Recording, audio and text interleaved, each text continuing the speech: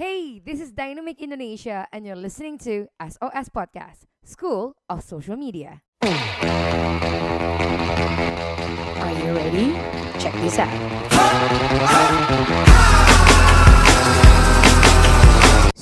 Time to listen and execute. Drop the bass. Hai Dynamic Nation, welcome back to Dynamic SOS Podcast School of Social Media. Bareng tentunya Jimin dan siapa nih? Doro Kakung. Iya, Doro Kakung. Tepuk tangan.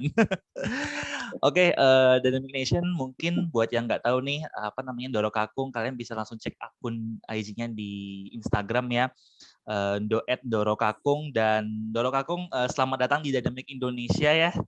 Sebuah kehormatan bisa sharing-sharing dapat insight baru dari Doro Kakung. Dan ini aku tadi juga sempat banget ngelihat akunnya Doro Kakung. Wow, kuning sekali ya Doro. Iya, kuning itu melambangkan jiwa muda dan semangat optimis. Asik, jiwa muda dan optimis. Oke. Tapi kalau boleh jujur sih, menurutku mungkin kuning ini kan nyaman dibaca ya, nyaman dipandang gitu. Jadi untuk sebuah konten yang ngasih informasi itu menurutku warna kuning tepat ya, Doro ya. Jadi kayak nyaman sudah di mata sudah gitu. dipilih. Memang sudah disengaja itu. Oh gitu. Memang ada Iya. di belakangnya memang ada dibicarakan gitu biar pilih warna kuning biar nyaman dibaca gitu. Ya, kan kita harus mencari kombinasi warna yang pas, ya kan? Ternyata warna kuning dan hitam itu adalah warna yang paling baik untuk dilihat, mencolok. Seperti rambu lalu lintas kan dari jauh kelihatan kan, kuning dan hitam. Oke. Oke. Silakan Dynamic Nation, kamu boleh buka aja langsung akunnya Doro Kakung disambung maksudnya, dan di sana bakal banyak banget insight-insight konten-konten berkaitan dengan konten sosial media. Wah, terus nih, tahukah kamu ini unik-unik nih, Doro? Tahukah kamu cara mengintip IG story mantan tanpa ketahuan? Bener menggelitik sih headline-nya. Iya, dan kamu tertipu kan? Iya, ternyata maaf. Setelah di-scroll ya, silakan intip sendiri ya, ada plot twist-nya nanti. Oke. Doro, jadi udah mungkin yang seperti yang diobrolin sama tim Dynamic Indonesia ya, kalau untuk yang pertama kali ini, segmen pertama kali ini kita bakal ngomongin soal pentingnya kenalan sama audiens sebelum bikin konten di media sosial gitu. Oke. Tanpa berbasa-basi kali ya, Doro ya.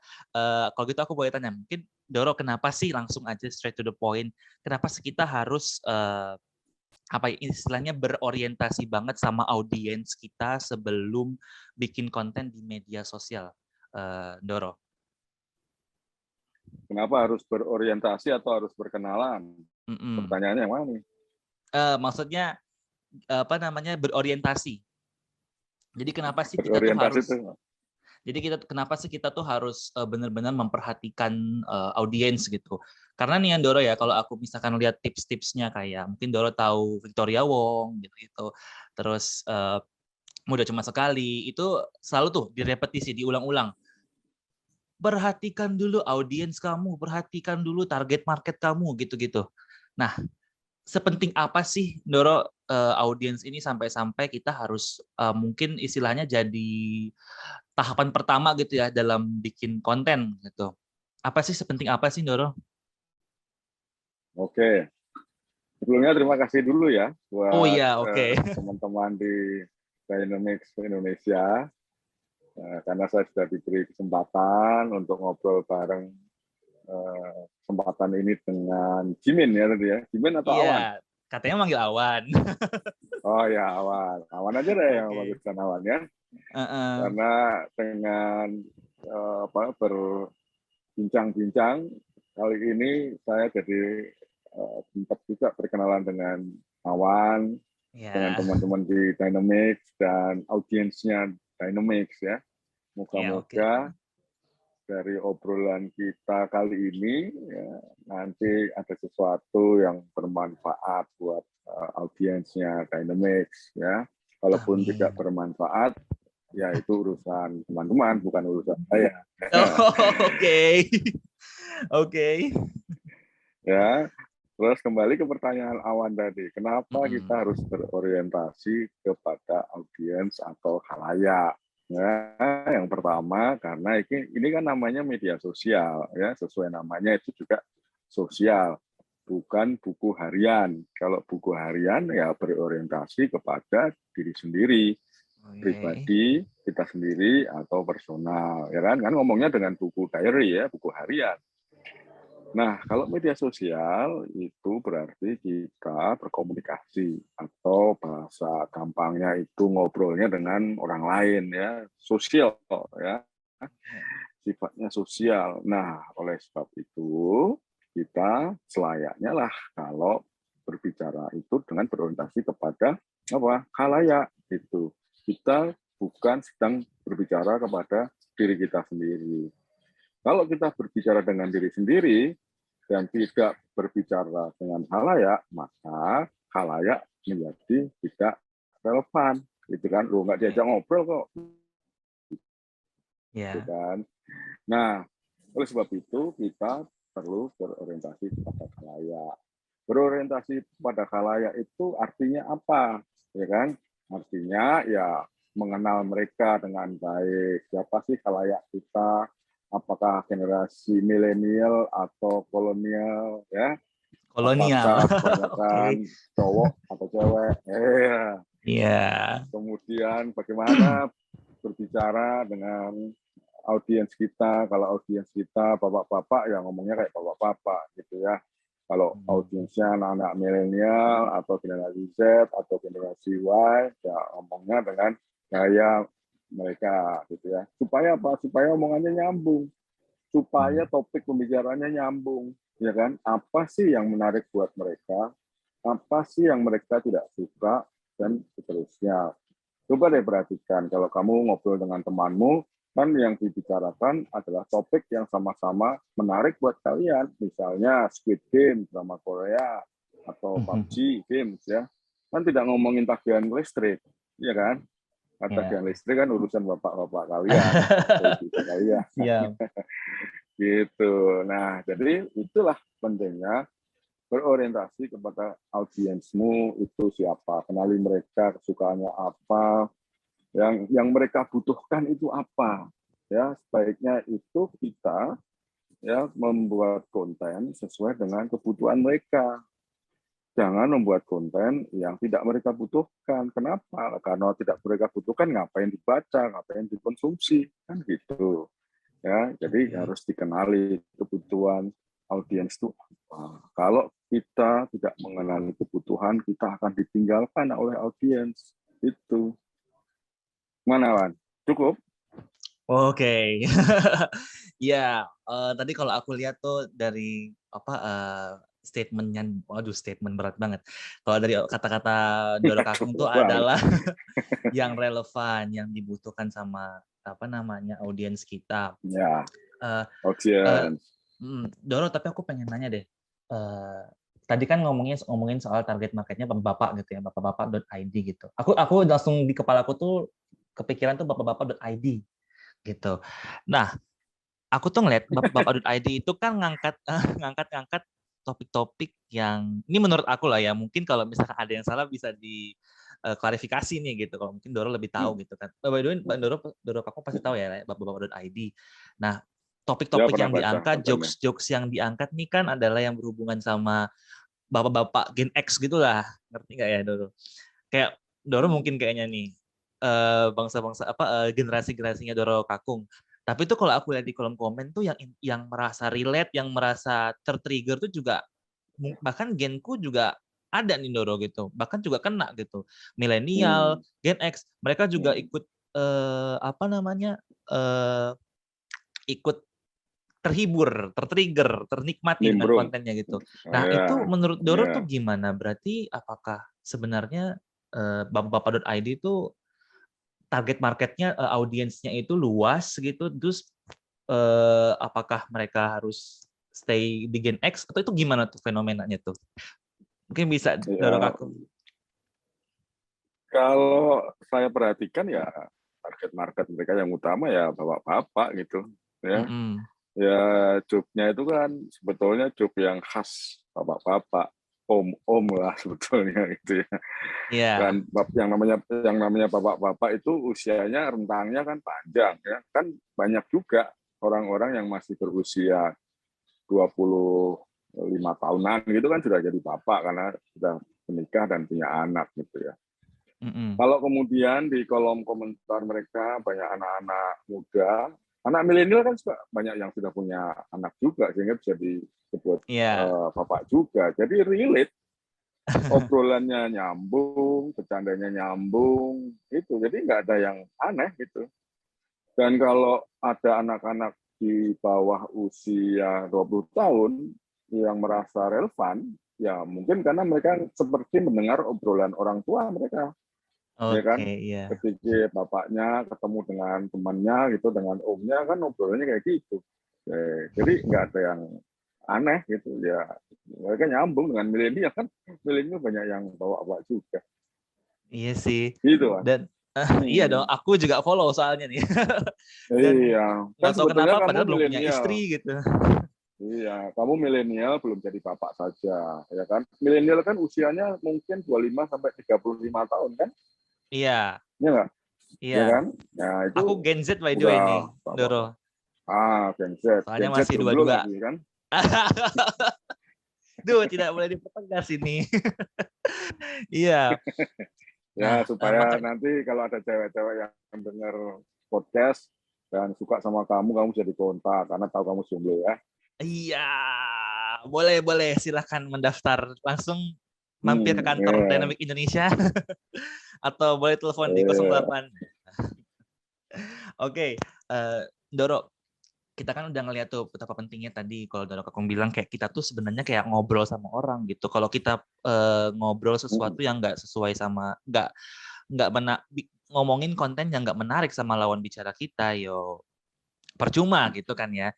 Nah, Iya. terus Nuro, yang menjadi pertanyaan aku yang selanjutnya adalah, terus gimana sih caranya kita kayak ngelakuin riset gitu buat audiens kita gitu, biar Hmm. kemudian tadi bisa relevan, bisa lebih niche sama kita gitu. Ini Hmm.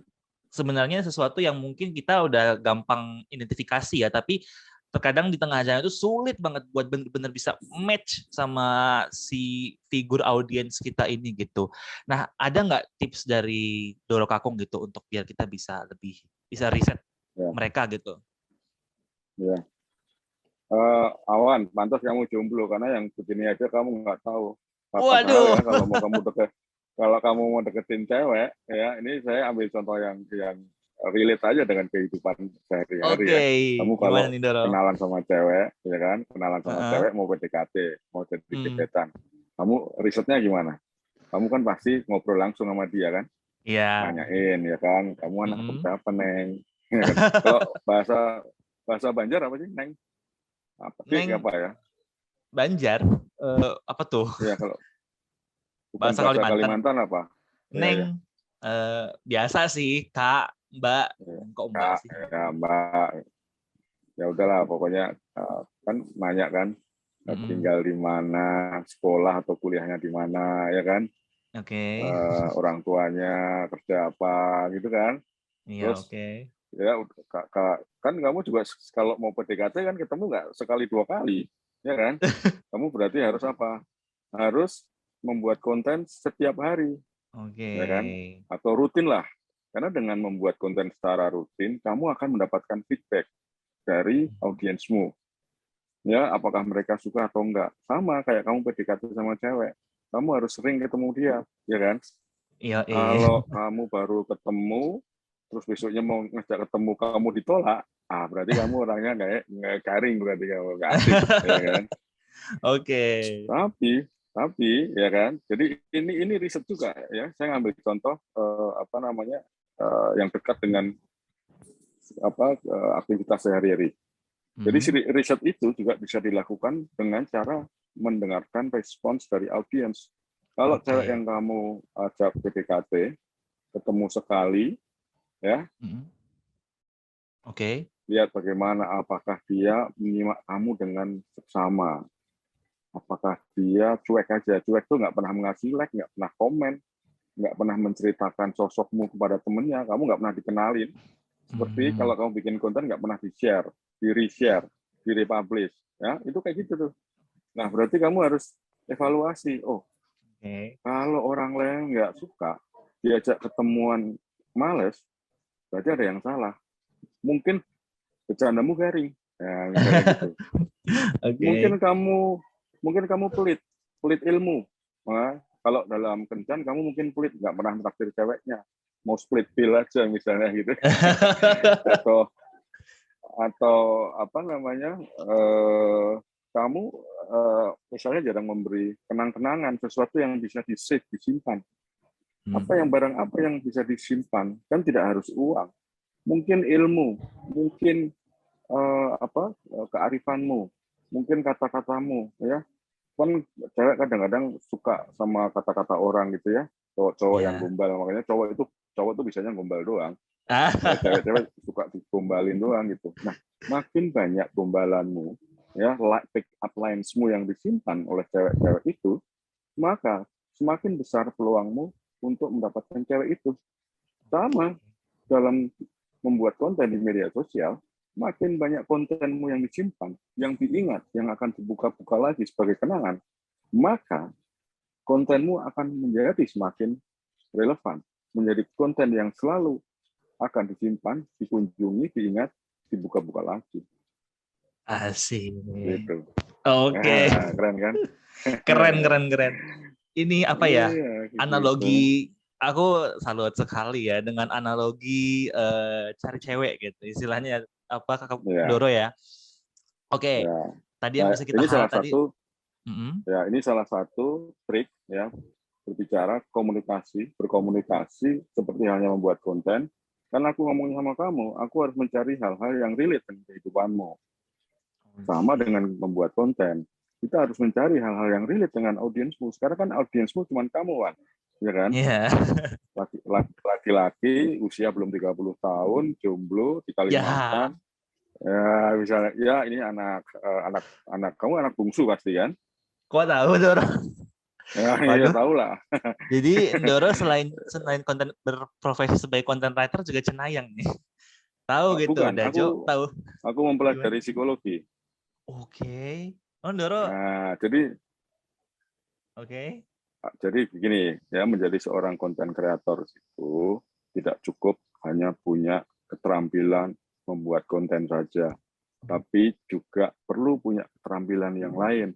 Misalnya apa? Keterampilan berbahasa, keterampilan menulis, keterampilan mengenali orang lain, keterampilan melakukan pendekatan atau relationship dengan orang, keterampilan mengenali keinginan, kebutuhan, ya, harapan orang lain. Supaya apa? Supaya ketika membuat konten, kita itu berpikir tentang orang lain, bukan diri kita. Kalau kita makin relevan dengan orang, mengerti kebutuhan orang, maka kita akan dikenang. Orang suka dekat sama kita. Itu sama kayak kalau kamu cari cewek, Wan. Kamu cari cewek, ya kan? Kamu tuh harus menjadi sosok yang dibutuhkan. Menjadi cowok yang selalu ditelepon, dimintai pendapatnya. Nah, kamu harus membangun personal branding. Kamu harus membangun yang namanya personal branding gitu. Ya, nah, kamu harus menunjukkan dirimu sebagai cowok yang bertanggung jawab. Yang kalau ditanya apa-apa, kamu tahu. Yang dimintain tolong, kamu bisa memberikan pertolongan. Kalau kamu diminta pendapat, kamu segera. Jadi ibaratnya kamu jadi laki-laki atau konten kreator, ya, yang selalu siap sedia menyelesaikan masalah cewekmu, audiensmu. Oke. Gitu. Tapi hati-hati nanti di friend zone. Atau di ghosting. Ya. Iya. Konten kreator juga suka ghosting gitu. Iya. Oke. Tadi ada yang menarik tuh, Doro. Aku juga betul tadi kalau nulis konten itu juga berhubungan bukan skill menulis, skill meyakinkan orang. Aku jadi langsung teringat juga nih sama seminar yang pernah aku dengar ya. Kalau misalkan nulis konten itu terutama kalau di sini seminarnya seminar copywriting kemarin ya. Tapi menurutku sama gitu. menulis itu adalah kombinasi antara seni, kemudian sains dan psikologi gitu. Makanya dia akhirnya bilang kalau seorang konten kreator atau penulis itu tuh juga harus belajar psikologi ya, Ndoro ya. Biar tadi bisa memahami literally siapa yang mau kita hadapi gitu. Termasuk kepada kalian-kalian yang sedang mencari wanita sejati, wanita sejati maksudnya mencari pasangan hidup tadi ya. Nah, juga harus bisa ini. Ini sebuah analogi yang menarik, luar biasa, Ndoro. Terima kasih banyak. Jadi mudah diingat, ini nggak perlu pusing mikirin harus ini. Jadi ingat aja gitu, gimana caranya kalau pingin niche, pingin relevan, bikin disukai sama konten, sama audiens kamu ya, bayangkan kamu mau nembak cewek aja gitu ya, Ndoro ya. Tadi yang pertama adalah pastinya ketemu, kemudian mendengarkan, ketiga evaluasi gitu ya, testing gitu. Tetap ada testing ya berarti maksudnya Ndoro ya, selama berjalannya kita ngonten tuh tetap harus ada riset juga yang berjalan gitu, dan evaluasi sehingga next-nya bisa lebih semakin dekat gitu sama audiens kita. Gitu ya mungkin Ndoro ya. Oke. Pintar kamu udah bisa menyimpulkan. Wah. Nih 2 hari lagi aku status jomblonya udah kelar nih.